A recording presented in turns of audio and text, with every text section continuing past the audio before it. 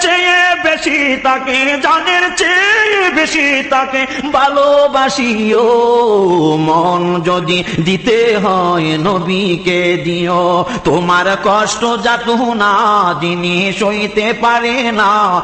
লাকাদ জাআকুম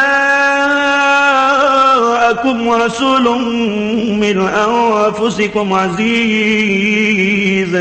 আজিজুন আলাইহি মা আনিতুম হারিসুন আলাইকুম